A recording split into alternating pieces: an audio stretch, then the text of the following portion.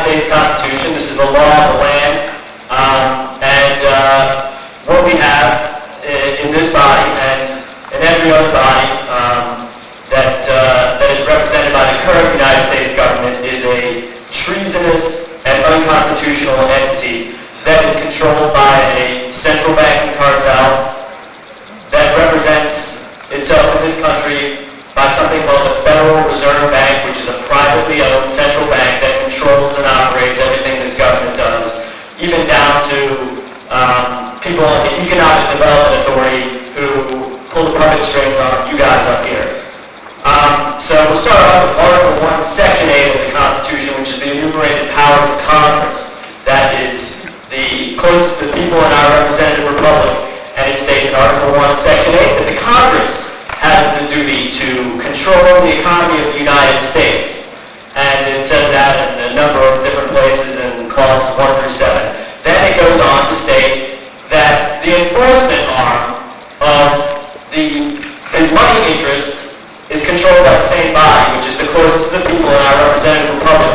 And that states that Congress declares war and controls all actions of the United States military. Now, what we have in evidence in Congress is the chairman of the Federal Reserve Bank, Ben Bernanke, telling the United States Congress it is the Federal Reserve Bank that controls and is the overseer of the U.S. economy. And we have the so-called Defense Secretary, Leon Panetta, former head of the Central Intelligence Agency, which is not the intelligence arm of the U.S. government, the intelligence arm of the private central banking cartel we're talking about, states that it is United Nations and NATO which control the actions of the United States military. That is treason. It's been evidence for many people to see in Congress, on television, on C-SPAN, etc., on CNN, whatever the other, corporately owned media outlets are.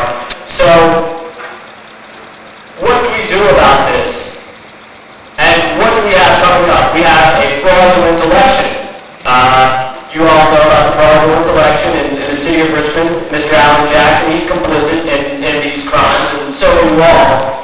Because there has been a concerted effort from the Registrar's Office, the State Board of Elections, and the Richmond Electoral Board to subvert this process of elections, which results in, nothing but fraud, no matter which CIA actor or which controlled opposition candidate gets into the office.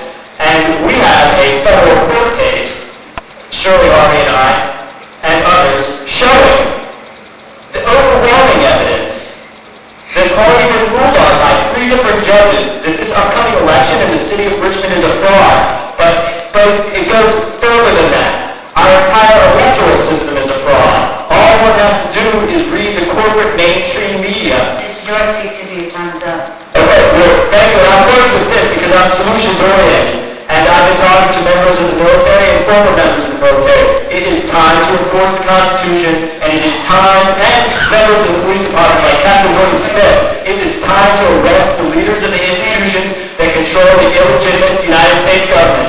Thank you very much. That's the only solution. Thank you. The next speaker is Bishop Hawker West.